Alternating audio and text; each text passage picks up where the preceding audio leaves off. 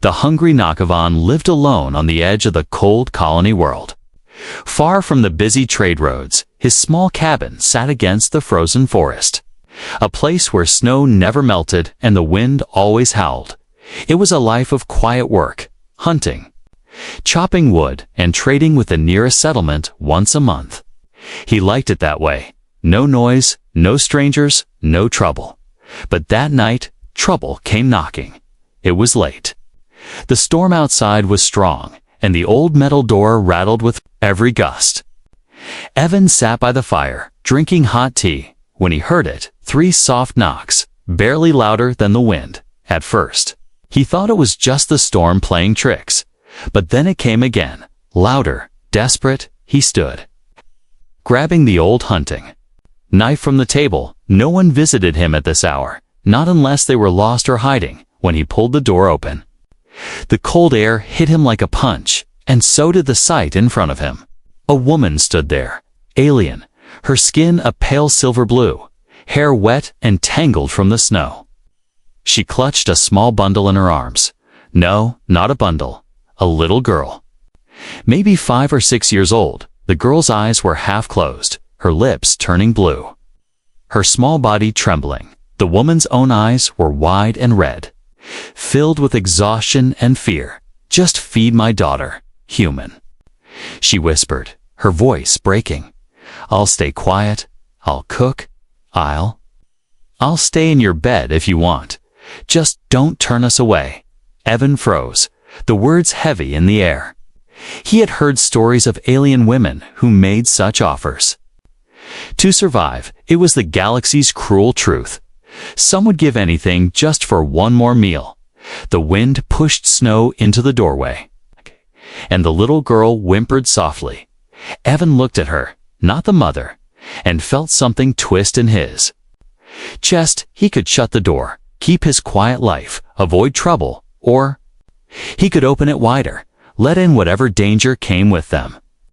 Without a word, he stepped aside. "Get in," he said, his voice low. The woman blinked, as if she couldn't believe it, then hurried inside, clutching the child close. Evan shut the door and locked it, the storm muffling outside once again. The cabin's warmth hit them, and the little girl's shivers slowed. Evan took his thick blanket from the bed and wrapped it around her. She was light. Far too light for her age. The woman kept murmuring in her own language, brushing the girl's damp hair back from her face.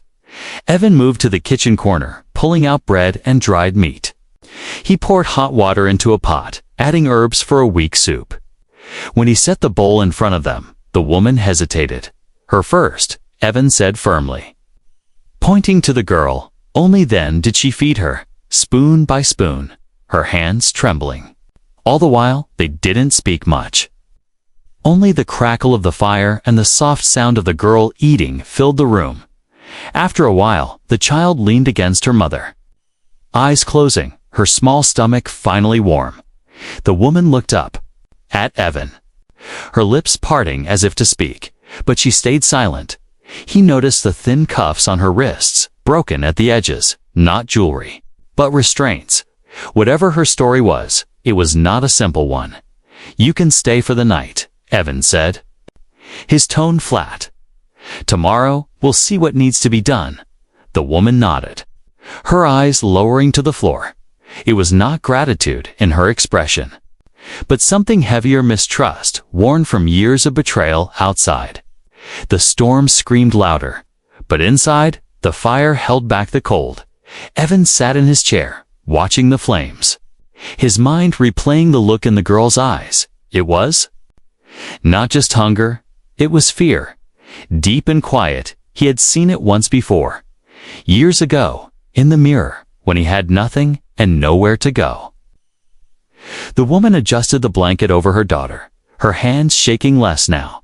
The light from the fire caught the scar along her jaw. She had lived through something violent, and it was not over yet. Evan could feel it. People don't knock on a stranger's door in the middle of a snowstorm, lest they're running from something. For a while, neither of them spoke. The fire popped, the wind rattled the shutters. The girl slept peacefully for the first time in who knows how long. And somewhere far out in the storm, something or someone moved in the darkness. Asterisk morning light crept through the cracks in the shutters, painting thin lines across the wooden floor. Evan woke early, as always, the habit of a man who had lived alone for too many years. He sat up, his eyes scanning the small cabin, making sure last night had not been a dream. No, it was real in the corner. Near the fire, the alien woman and her little girl were curled up together under the thick blanket.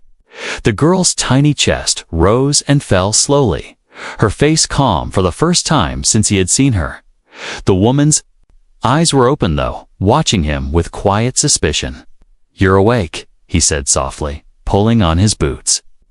She didn't answer, only nodded once, her silver blue hair a tangled mess around her face. Evan walked to the small kitchen space and began preparing food. The smell of boiling grain and herbs soon filled the air. The girl stirred, sitting up slowly, her thin fingers gripping the blanket. The woman whispered something in her language, and the child's eyes turned toward Evan with cautious curiosity. He set a wooden bowl in front of them, filled with steaming porridge. "Eat," he said, pointing to the girl. The woman hesitated again, as if still expecting some condition to the meal, when Evan crossed his arms and said nothing more.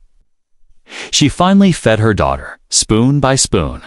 The girl ate quietly, glancing up at him now and then. Her small hands shook, but the warmth of the food seemed to steady her. When the bowl was empty, Evan placed a second one on the table. "Your turn," he said to the woman. She shook her head, murmuring for her only. "Your turn," Evan repeated, firmer this time. Reluctantly, she took the spoon and began to eat, her eyes never leaving him. Every bite seemed to surprise her, as if she expected the food to be taken away at any moment after the meal. The girl curled back under the blanket, her eyelids heavy. The woman stood, moving slowly as if testing the space. She began tidying the table, her movements careful, precise. "I cook for you today," she said quietly, her voice hesitant. Evan shook his head. "You don't need to." "I must," she replied. "If I do not work, I do not stay. That is the rule everywhere." Her words carried the weight of many cold nights and many locked doors. Evan leaned against the wall, watching her. "You said last night you'd stay in my bed if I wanted," he said, his tone flat. The woman froze, her back to him. "I don't want that," he added after a pause. "You and your daughter are safe here." Her shoulders trembled slightly, but she did not turn around. "No one says that without asking for something later," she whispered. Evan didn't answer, letting the silence speak for him. By midday, the cabin felt warmer, not from the fire alone, but from the faint smell of fresh bread she had baked. The girl, Sile, sat on the floor drawing shapes in the dust with a stick. She giggled once when Evan made a funny face, quickly hiding behind her mother when she realized she had laughed. Lyra, he learned her name, then moved around the kitchen with practiced skill. Her hands worked fast, as if she had cooked in many kitchens before. But Evan noticed the way she glanced at the door often, her eyes flicking to the windows. She was still expecting someone to come for them in the afternoon. Evan sat sharpening his hunting knife, while Lyra prepared dried vegetables for storage. The wind outside had calmed, but the air still bit with cold. That was when Saya spoke for the first time in his language. "Thank you, human," she said softly. Evan looked up, startled, then gave her a small smile. "You're welcome," he replied, his voice gentle. Lyra froze, staring at her daughter as if she hadn't expected those words. It was a simple moment, but it felt like a small wall breaking down. As the day grew dim, Evan went outside to check the traps he had set near the forest. Snow crunched under his boots, the sky a dull gray. The quiet felt heavier than usual, as if the trees themselves were listening. When he returned, Lyra was standing by the window, her face pale. "What is it?"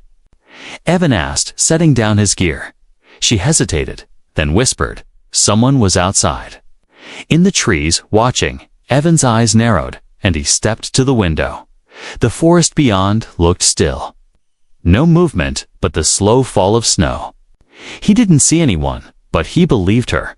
She had the eyes of someone who knew what it felt like to be hunted. "Stay inside tonight," he said, his tone sharp. Lyra nodded, pulling Sile closer. The fire burned low, shadows stretching. Long across the floor, outside, somewhere beyond the trees, a faint crunch of snow echoed and then faded into the night. The morning was quiet, too quiet for Evan's liking. Snow had stopped falling. But the air outside still felt heavy, like it was waiting for something. Inside the cabin, the fire crackled softly. Its warmth wrapping around the room, Lyra was already awake, standing near the stove, her back to him, her silver blue hair tied loosely. Sia sat at the table, eating a piece of bread, her small feet swinging above the floor. Evan watched them for a moment. Still getting used to the idea of not being alone? "I'll cook today," Lyra said, without turning around, her voice low. "But firm. You cooked yesterday," Evan replied, pulling on his coat. "I will cook every day." She answered quickly, "It is the least I can do for the food." The fire, the roof. Evan sighed, rubbing the back of his neck. "You don't need to earn your place here." She turned then, her eyes sharp. "Yes. I do if I do not. I will be sent away. That is how it always works." He met her gaze. Not flinching, not here, for a moment. She studied him as if trying to decide whether to believe him. Then she shook her head. Busying herself with chopping vegetables, Evan stepped outside to fetch more wood, his boots sinking deep into the snow. The forest felt strange again, too still, the way it gets when a predator is near. He kept his rifle close, eyes scanning the tree line. Nothing moved, but the hairs on the back of his neck stayed raised. When he returned, the smell of hot stew filled the cabin. Sia was drawing shapes in the dust again, humming softly to herself. Lyra moved with quiet efficiency, every action neat and practiced. "Where did you learn to cook like this?" Evan asked, setting the wood by the fire. "In many places," she said simply. "Some kitchens belong to kind people, some to cruel ones." Her voice carried no emotion, but her eyes told the rest. After they ate, Evan took out his tools. To repair a broken chair, Lyra sat across from him. Folding pieces of cloth into neat bundles, she hesitated, then spoke. "Last night, you said we could stay. But what do you want from me?" Evan paused, looking up. Nothing. Her brow furrowed. "No one gives shelter for nothing." "I do," he replied, his tone steady. "I'm not like the others you've met." She stared at him for a long time, as if searching for the trick in his words. Finally, she said, "Then I must make my own bargain. I will stay quiet. I will work, and if danger comes, I will leave before it reaches you." Evan shook his head. "If danger comes, we face it together." She seemed unsettled by that answer, her hands tightening on the cloth. Sia glanced between them, sensing the tension, though she didn't understand the words. It was late afternoon when the knock came, 3 hard raps against the door, firm and official. Evan's muscles tightened, and he motioned for Lyra to move. She grabbed Sia and slipped into the hidden space beneath the floorboards. Evan opened the door a crack, his face calm. 2 alien patrol officers stood outside, their armor dull under the pale sun. One of them held a datapad showing a picture. Lyra's face staring back. "We're searching for a fugitive and her child." The officer said, "They've been reported in this area." Evan leaned casually against the doorframe. "Haven't seen anyone but the trees." The officer's gaze narrowed. "If you do, report it immediately. Harboring them is a crime." Evan nodded slowly. "Understood." They left after a moment. their boots crunching through the snow. Evan closed the door and bolted it when Lyra emerged. She stared at him, her eyes wide. "You lied for us?" "Seemed like the right thing to do," he replied, sitting back down. "No one has ever lied for me," she said quietly, almost to herself. Her voice trembled, not from fear this time, but from something unfamiliar, disbelief, mixed with hope. Cial climbed onto Evan's lap without a word, curling up like a kitten.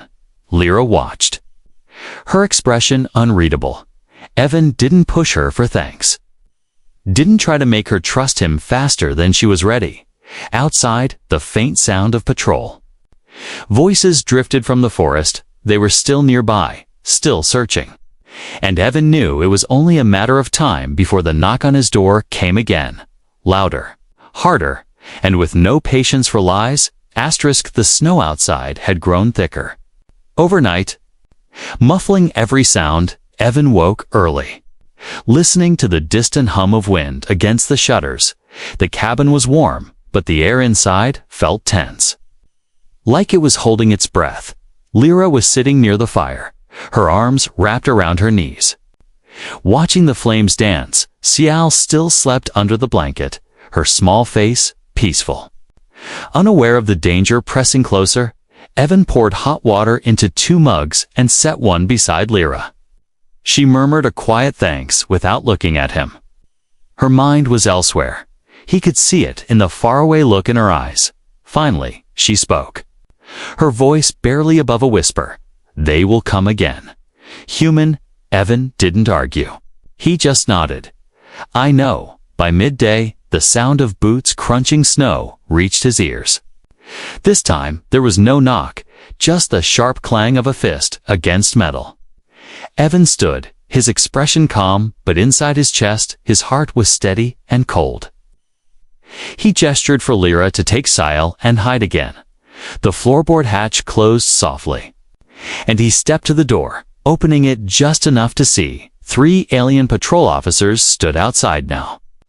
Their armor was darker than yesterday's visitors, marked with the insignia of dead enforcers. The leader held up a holoscreen showing Lyra's face. Sharper and more official this time. "We know she's been seen here," the officer said. His tone flat and cold. Evan raised an eyebrow. Leaning lazily against the doorframe. "You keep saying that you think I'd hide someone from you?" The officer's eyes narrowed, scanning past him into the cabin. "You live far from others, a perfect place to hide a fugitive." Evan shrugged. "Perfect place to hide from everyone, even you." The officer stepped forward, his boots leaving deep marks in the snow. "We'll search," he announced, moving to push past Evan. Evan's arm shot out, blocking the way. His voice even but hard. "No warrant, no entry." The officer stared at him, the cold between them sharper than the wind. Finally, he pulled back, a thin smirk on his face. "You're making a dangerous choice." "Human, I've made worse," Evan replied, his tone flat as stone. They left without another word, but not without a glance back. That look told Evan they would return, and next time they wouldn't come politely when the sound of their boots faded into the distance. He locked the door and lifted the floor hatch. Lyra climbed out, Saya clinging to her hand. "You lied again," Lyra said. Softly, her voice carrying both surprise and something else. Something warmer. Evan shrugged. "You and your daughter aren't my enemies." Her gaze lingered on him for a long moment. "You could be punished for this." She said, "You could lose everything." "I've had nothing before," Evan answered simply. "It's not the worst thing." Cial tugged at Lyra's sleeve, whispering in her own language. Lyra bent down, listening, then turned to Evan. She asked if you're our friend now.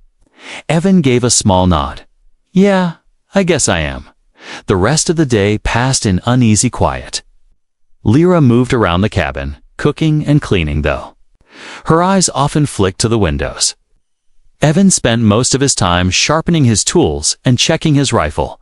The snow outside continued to fall, covering the officer's tracks. But he knew that snow could not erase their memory of this place. That night, after Ciel had gone to sleep, Lyra sat near the fire, her hands wrapped around a cup of tea. "Why are you doing this?" she asked suddenly, her voice carrying a raw edge. Evan looked up from the knife he was cleaning. "Doing what?" "Helping us, risking yourself," she said.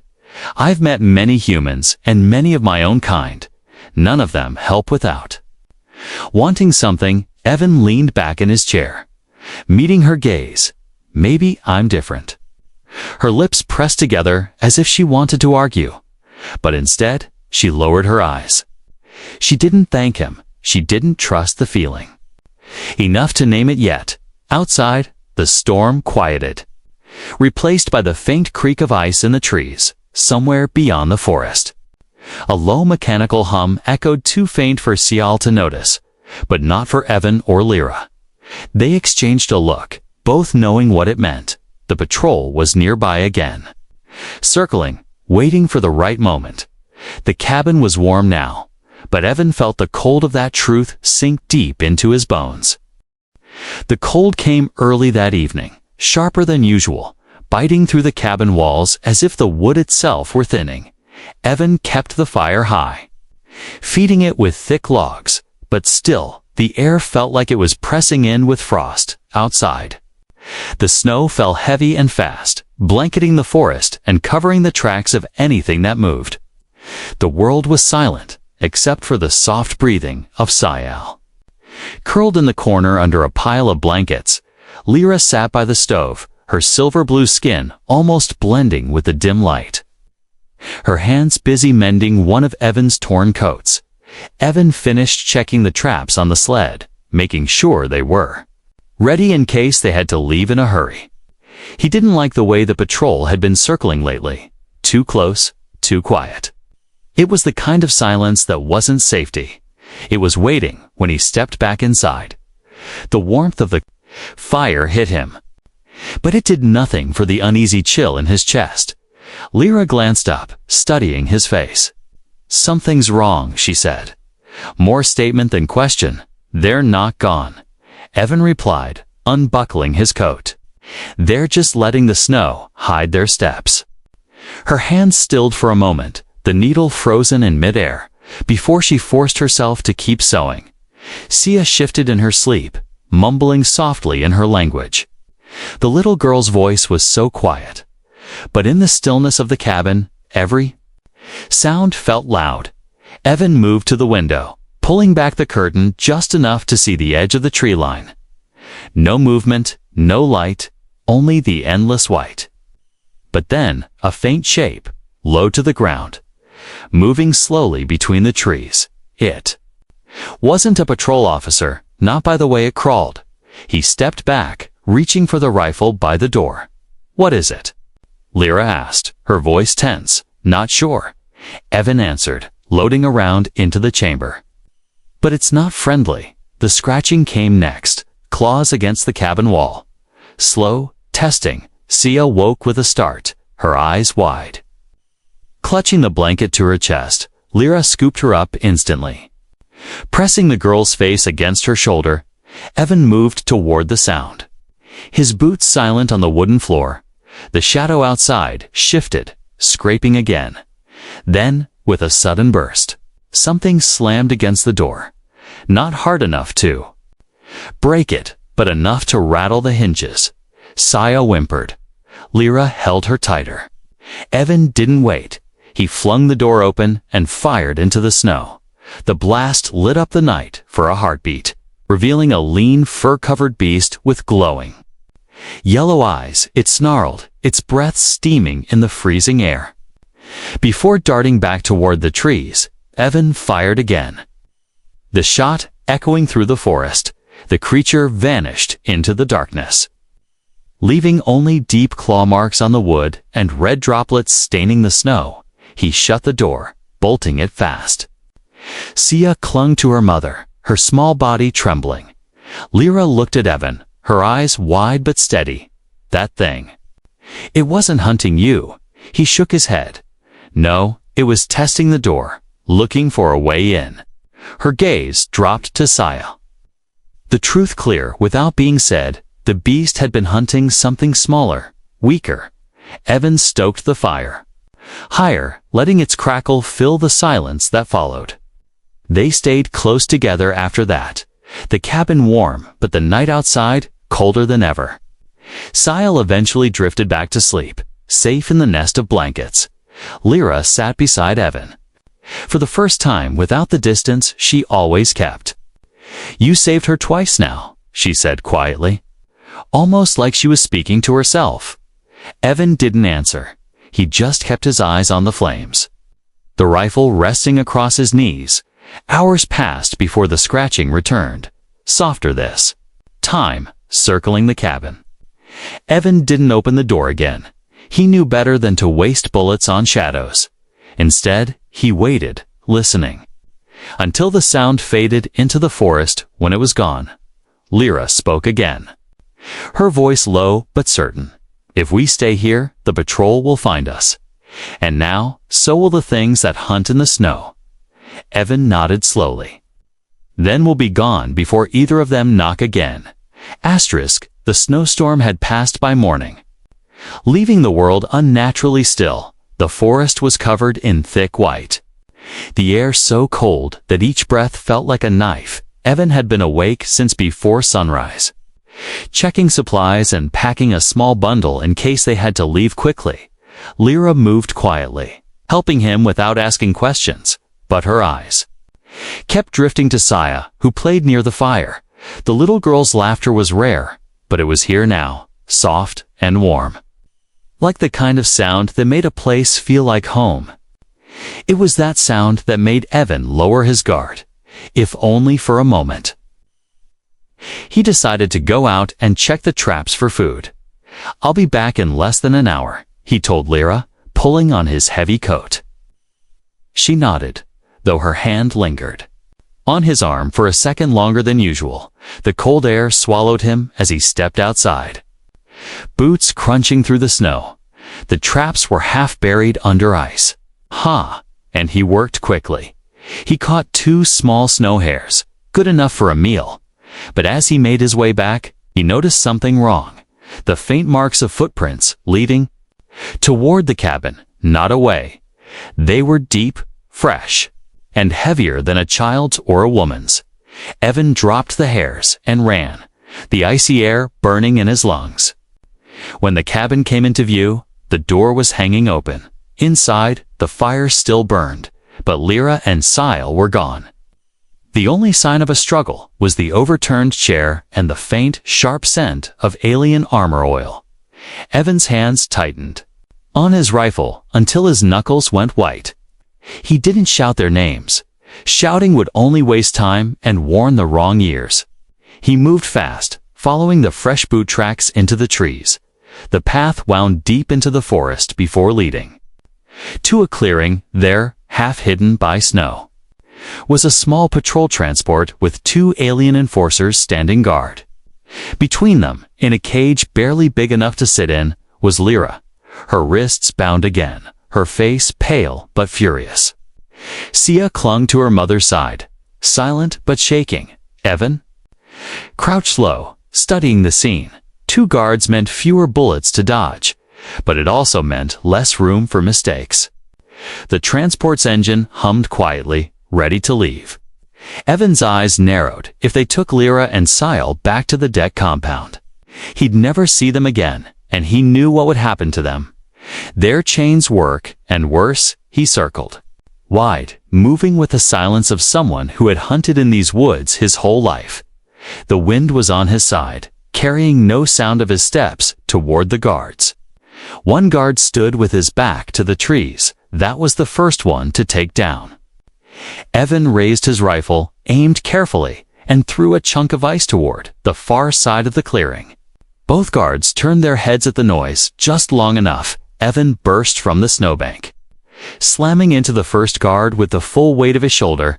The alien staggered, trying to reach for his weapon, but Evan's rifle butt caught him under the jaw, dropping him instantly. The second guard shouted, pulling a shock baton. Evan ducked the first swing and drove his fist into the guard's ribs, grabbing the baton before the alien could recover, with a crack of electricity. The fight ended, and both guards lay still in the snow, breathing but unconscious. Lyra stared through the cage bars, her eyes wide. Evan, no time. He cut her off. Smashing the cage lock with the butt of the baton, the door swung open, and Sia threw herself into his arms. Lyra stumbled out, her wrists red from the cuffs. "You came for us," she said, her voice caught between disbelief and something softer. "Of course I did," he replied, pulling her toward the trees. They moved quickly. Leaving the guards behind, the forest swallowed them again, their footprints already starting to vanish under the light snow. When they reached the cabin, Evan barred the door and dropped the rifle against the wall. Lyra stood in the middle of the room, still catching her breath. "You ruined your life for us," she said, her voice trembling. Evan met her gaze, his tone steady. "Maybe my life wasn't worth much before." Sia climbed into his lap, without hesitation, curling up like she had always belonged there. Lyra watched in silence, her expression unreadable. But in her eyes, there was a glimmer that hadn't been there before. Not just survival, but trust beginning to take root outside the forest. It was quiet again, but Evan knew that quiet never lasted long in this world. The fire burned low, sending long shadows across the cabin walls. Evan sat by the window, staring out at the dark line of the forest, listening for anything that didn't belong. Lyra sat across from him, Sia curled up asleep in her lap. The little girls breathing soft and even. The air between them felt heavier than the cold outside. They both knew this peace would not last. "They will come again," Lyra said finally, her voice calm but certain. Evan nodded. "Yeah. They won't just knock next time," she added. "They'll burn this place to the ground to get to us." Evan leaned back in his chair, the wood creaking under his weight. "Then we don't let them find us here." She looked at him for a long moment, her eyes searching his face. "You mean to leave?" she said. Not as a question. "Yes." He replied, "Tonight, before the moon rises too high." Her fingers tightened on Sile's blanket. "If we run, we'll never come back. This will be gone." "Everything," Evan's voice stayed steady. "A cabin isn't home, people." The words seemed to strike something deep inside her. She lowered her eyes, brushing a strand of hair from Sial's face for a moment. The only sound was the soft pop of burning wood. Finally, Lyra took a slow breath. "I can't pay you for this. I can't give you what others have offered. I didn't take you in for that," Evan said, his tone sharper than he intended. Her head lifted at that, surprise flashing in her eyes. He stood, moving to the small storage chest by the wall, pulling out a folded travel cloak and a pack. Inside, he placed dried meat, a water flask, and the last of the bread. Lyra watched in silence, her hand stroking Sile's hair as if memorizing the feel of safety. When he was done, he set the pack beside her. "We move in 10 minutes, but Lyra didn't take it immediately. Instead, she set Sial down gently on the bed and crossed the room to stand in front of him. "You have no reason to keep doing this," she said, her voice low. "You've risked everything. And for what? A mother and her child who bring trouble to your door." Evan met her gaze without hesitation. For two people who didn't deserve what the galaxy threw at them. Something in her expression softened then, a crack in the wall she had built. Around herself, slowly, she reached out, her fingers brushing his hand. "If we leave with you, we will never be able to repay you," she whispered. "Then don't," he said simply. "Just live." She took the pack at last, slinging it. Over her shoulder, Sia stirred, rubbing her eyes. "Are we going, Mama?" Lyra smiled faintly. "Yes, little one. We're going somewhere safer." The girl looked to Evan as if waiting for his answer too. "We're going together," he said, and she smiled, small but real. The three of them stepped out into the night, the snow crunching softly beneath their boots. The moonlight turned the forest into silver shadows. Every branch etched in frost. Evan led the way. His rifle slung across his back, his eyes scanning every movement in the dark behind. Him, Lyra, carried Cial when the snow grew too deep. Her steps careful but steady, halfway up the ridge. Evan paused. Looking back at the small glow of the cabin far below, it looked peaceful from here, untouched. But he knew it was already marked in the minds of the patrol. "Don't look back," he told Lyra quietly. She didn't. Her eyes were fixed ahead on the dark path that wound into the mountains. For the first time, she wasn't glancing over her shoulder. By the time they reached the crest, the lights of the cabin were gone from view. Evan stopped, letting them rest, his breath clouding in the air.